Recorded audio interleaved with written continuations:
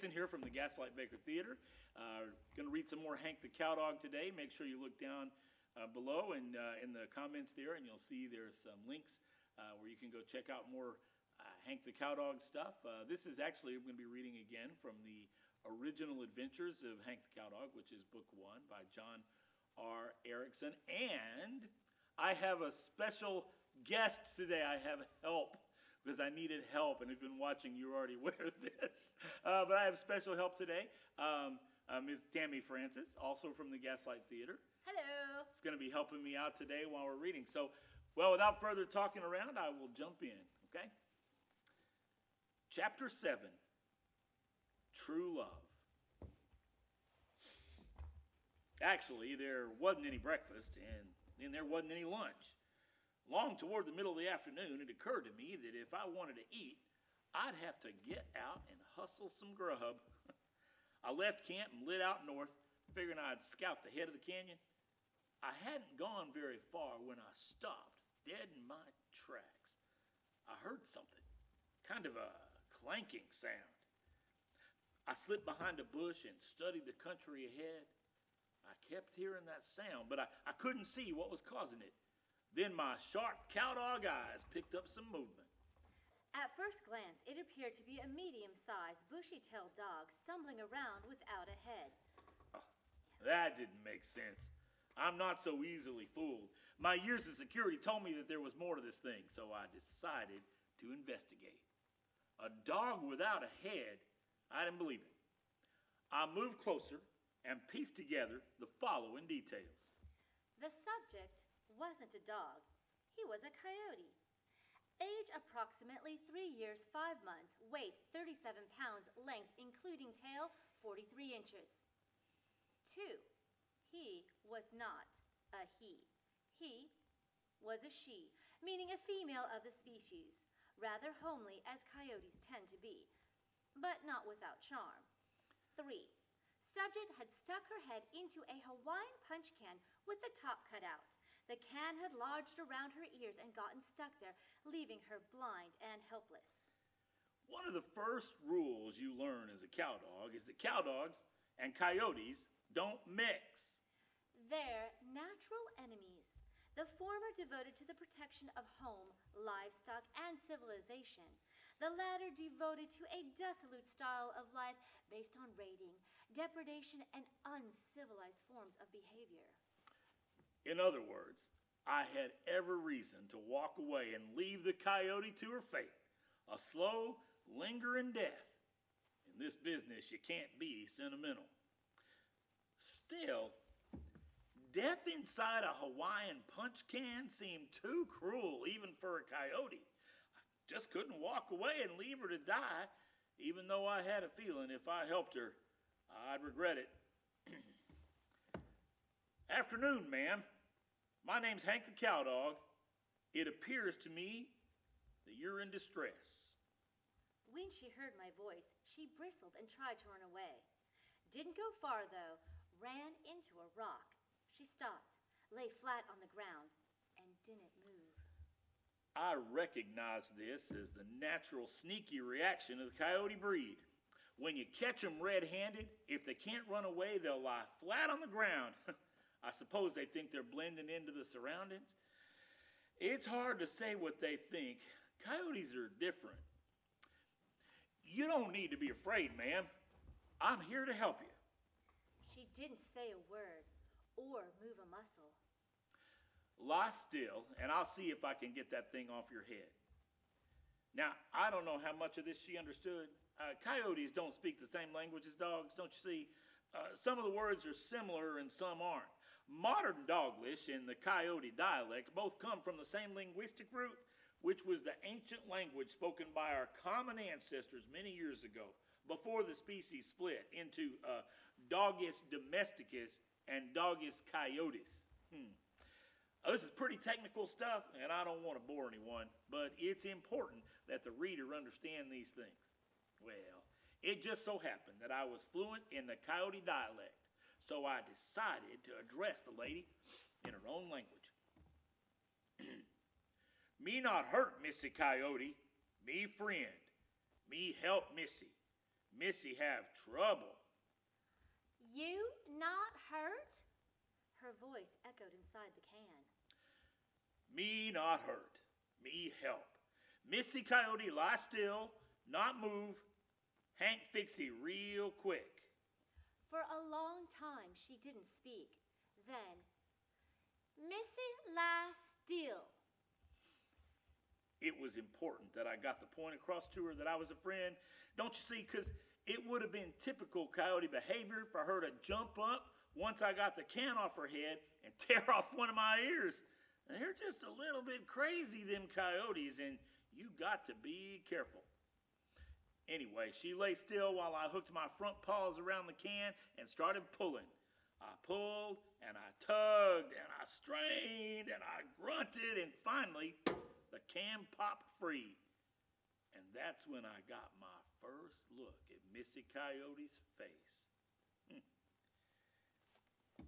I'm not one to gush or be overwhelmed. Let's get that straight right here. My years in the security business have trained me to look upon most things as mere facts, facts to be gathered and studied and analyzed. I mean, I'd seen women before, lots of them, scads of them. I'd been through times in my life when women were hanging all over me, and I literally couldn't take a step without bumping into an adoring female. If you're a cow dog, you get used to this. It's common knowledge that cow dogs are just a little bit special. Read your dog books, ask anyone who knows about dogs, and check it out with the experts. They'll tell you that women flip over cow dogs. What I'm saying, and I'm just trying to put it all into perspective, don't you see, is that I wasn't one of these dogs that chased women all the time or even had much interest in them. But you know what? I seen Missy Coyote's face with those big eyes and that fine tapered nose. I got weak in the legs and kind of swimmy in the head. She was the by George prettiest thing I ever laid eyes on. Missy Coyote, pretty. She was still blinking her eyes against the glare of the sun. Guess she'd been in that can for a day or two. When she got used to the sunlight, she looked me over real close. Then she smiled. I melted. I mean, I actually fell over and started kicking my legs in the air. It was an unconscious, unwanted response. Not the kind of reaction you'd expect from a professional cow dog, but as I've pointed out before, I was only flesh and blood. Missy didn't understand my spasm, I reckon, and she came over. Had her head cocked to the side like this. What wrong? You sick? Yeah, I'm sick all right. I need to get out of here. I struggled to my feet and tried to leave, but my back legs didn't function. Not leave, she said. Stay, tell name. I was pretty sure she could hear my heart beating. I could. It was about to take off the top of my head, to be exact. Me, Hank, I finally managed to say. Her eyes brightened. Pretty name, Hunk. Not Hunk. Hank. She nodded. Yes, Hunk. Pretty name. Me like Hunk. Whatever you say. Me called Girl Who Drink Blood. Girl who drink blood? She smiled and nodded. You like? Now, there wasn't a whole lot of poetry in that name, seemed to me. Her old lady, whoever named her, must have been a real barbarian. Oh, me no like. Me call you Missy Coyote. Like Missy Coyote more so. Bloody name, not pretty. She laughed. Bloody name, pretty to coyote.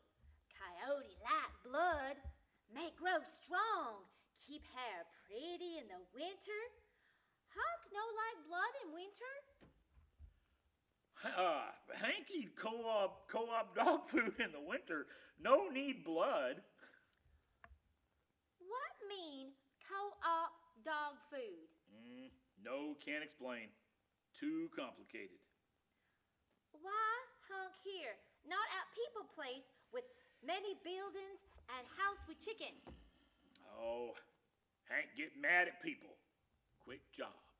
People no understand. Hank no more. Guard chicken. Hank follow outlaw trail. Her eyes widened. Outlaw trail, dangerous. Live out in wild, coyote around. Coyote not like hunk. I decided it was time to turn on some of my charm just a little at a time. Didn't want to give the girl the full load all at once. Missy Coyote, like Hank? She smiled. Mercy, made me weak in the legs again. Missy think hunk cute. Oh, heck, really? Me? Cute? Her smile faded. But other coyote not think so. Missy had brother named Scrunch, not like ranch dog. Her if find. Your Scraunch's sister? She nodded. Who I knew about Scraunch, the most notorious outlaw coyote in the whole country. He was big, mean, and utterly heartless. He'd probably killed more chickens and barn cats than any 3 coyotes on the ranch. And it was common knowledge that he'd kill a stray dog just for the sport of it. As a matter of fact, me and Scraunch had met on the field of battle and had fought to a draw, which I had considered a victory. That was back in the winter, January as I recall. Yes, it was, because we fought in the snow. Scraunch was a real thug. How can a nice girl like you have such a bad brother? She shook her head. Hunk, be careful. Maybe go back ranch. Not safe here. Well, I leaned forward and nuzzled her under the chin with the end of my nose. I ain't scared. Hank ready to fight whole family for Missy. Well, I noticed that she'd started trembling. Thought maybe it was the result of my charm.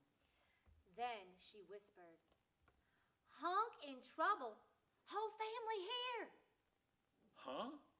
I looked around. She wasn't kidding. The whole danged family had arrived. We was surrounded by lean-limbed, long-haired, scruffy-tailed, yellow-eyed, slack-jawed, hungry-looking coyotes. I was in trouble, fellers, and I had a feeling that a wreck was coming.